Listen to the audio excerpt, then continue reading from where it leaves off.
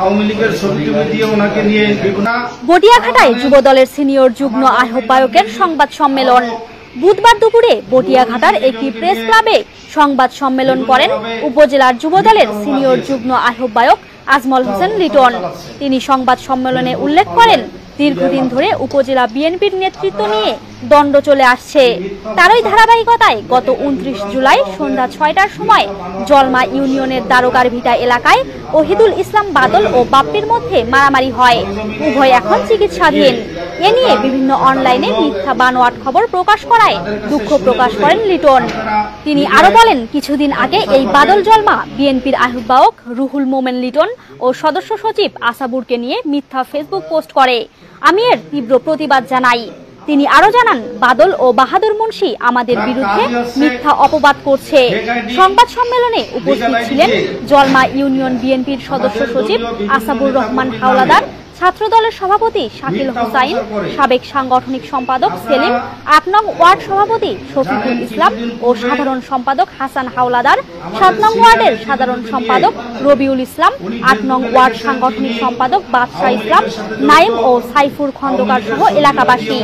অন্যদিকে উক্ত ঘটনায় দারগাভিটা এলাকার একাধিক ব্যবসায়ী বলেন, বাদলের উপর হামলার ঘটনায় আসাবুর হাওলাদার ও আজমল হোসেন লিটন হাওলাদারকে অহেতুকভাবে ফাঁসানো হচ্ছে। এরা এই ঘটনার সাথে জড়িত নয়, বরং বাদল বাহিনীর হামলায় বাপ্পি গুরুতর রক্তাক্ত জখম হয়। বাপ্পি এখন বটিয়াঘাটা হাসপাতালে চিকিৎসাধীন অবস্থায় আছেন। এ ঘটনায় বটিয়াঘাটা থানায় একটি অভিযোগ দায়ের করা হয়েছে। এটা করছে হলো একটা ফেসবুক আইডি খুলছে হলো বাদল নামে একটা লোক, হলো প্রতিবাদী যুবদল বটিয়া ঘাটানা লেখে প্রতিবাদী যুবদল ঘাটিয়া ঘাটা লেখছে। লেখার পরে ওইটা আমার একটা ছবি দিচ্ছে, দেওয়ার পরে আমার একটা ছবি দেওয়ার পরে লেখছে যে আমি আমার পরিচয় দিয়ে লেখছে যে আমি বলে আশিক চেয়ারম্যানদের ক্ষমা চাচ্ছি, এইসব ভুল ভুলতে হওয়ার পরে এই আমাদের ওই জায়গায় বাদলের সাথে দেখা হয়েছে। দেখা হওয়ার পরে আমি বাদলের ডাইকে বলছি, ভাই আমার নামে এইটা লেখার উদ্দেশ্যটা কি? ও আমাকে আজে বাজে কথাবার্তা কইছে। ওরা যে অত্যন্ত রয়েছে সেটা তো আমি জানি না, আমি মরে একা অত্যন্ত থাকার পরে আমি তার সাথে তর্ক করার পরে এর ভিতরে বাহাদুর আছে, উপজেলা যুবদলের সদস্য সচিব বাহাদুর মুন্সি। ও আইসেই আমার এই প্রথমে কোনো কথাবার্তা নয়, মাথায় আতুর দিয়ে বাড়ি। তারপরে নাজমুল, উপজেলা যুবদলের আহ্বায়ক কমিটির সদস্য নাজমুল, ও আইসে আমার হাত মাথা বাড়ি মারার পরে আমি অজ্ঞান হয়ে গেছে। ইসে বাহাদুর আর এটা বাদল আইসে উড়ে দূরে মায়ের এর ভিতরে আব্দুল্লাহ মারছে। এবার মেলা কজন আইসে ওরা আমার মারধর করছে, আমি কারা কারা মারছে আর আমি আর চিনতে পারিনি, আমি এই কটারই চিনছি। এলে বাহাদুরের বাড়িতে আমি মনে করেন যে মাথা লাগবে পর আমি সেই সেন্সলেস হয়ে গেছি দারোগার বিটার মোড়ে। আসাবুর বাড়ি অফিসের থেকে মনে করেন দারোগার বিটার মোড় মনে করেন 200 গজের মতো মনে দূরে। তা আসাবুর বাড়ি ওই জায়গা তো অফিসের সামনে না, এটা হলো একদম মোড়ের পরে হয়েছে, যেখানে কাঁচামালের তরকারি বেচছে সেই জায়গা হয়েছে। না না, এটা একদম বানোয়াট কথা। আসাবুর ভাই লিটন এরা এখানে ছিল না, আর এরা তো এই সম্বন্ধে মনে হয় আমারে মারার পরে তো জানতে পারে, খবর পেয়ে তো আসতে পারে, তাদের তো কোনো প্রশ্নই আসে না যা থাকার। এটা সম্পূর্ণ বানোয়াট। দেখলাম বাপ্পি ভাই দৌড়ে যাচ্ছে, তারপর দেখলাম যে বাদল ভাইয়ের কাছে কি জান জিজ্ঞাসা করছে। বাদল ভাইয়ের কাছে জিজ্ঞাসা করার পর বাদল ভাই বাপ্পি ভাইরে গালিগালাজ দিয়ে কি করতেছিল, গালিগালাজ দিচ্ছিল। পরবর্তীতে আরো 3-4 জন ওইখান থেকে ওই মোড়ের দিক থেকে আসতেছিল, আইসা বাপ্পি ভাইয়ের মাথায় বাড়ি মারলো।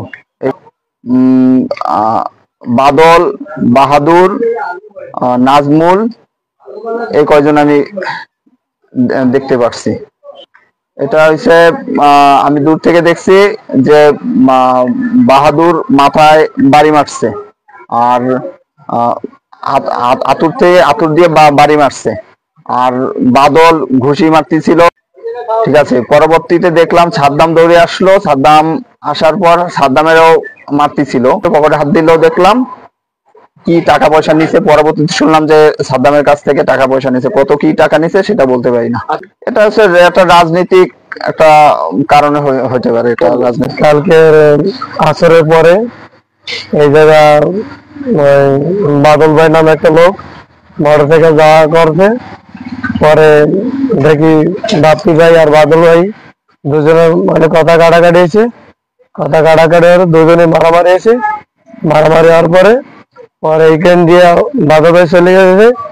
না এই জায়গা হয়েছে, আর আমি যেটা দেখছি এই আমি আমার দোকানে অবস্থানরত ছিলাম, এখানে থাকাকালীন আমার কাস্টমার ছিল দোকানে। এমতো অবস্থায় আমি এখানে দেখতে পাই যে হচ্ছে এখানে কিছু হট্টগোলের শব্দ পাইলে কাস্টমার এবং আমি বাইরে গিয়ে দাঁড়ায় দেখতে পাচ্ছি যে ওখানে হাতাহাতি হচ্ছে। পরে জানতে পারলাম যে এটা একটা রাজনৈতিক কোন্দল। ঘটনা ঘটছে আমার মার্কেটে হাসান ভাইয়ের দোকানের সামনে ঘটনাটি ঘটেছে এবং ঘটনাস্থলে এবং আসাবুল সাহেব এবং লিটন সাহেব এখানে ছিল না। আসাবুল লিটনে ব্যক্তিগতভাবে চিনি, আমাদের বাজারের লিটন সেক্রেটারি, যেহেতু লিটনকে তো বা আসাবুল দুজনের এই ঘটনাস্থলে তো আমরা দেখি না, আমি কেন কেউ বলতে পারবো না ওরা এই এলাকায় ছিল।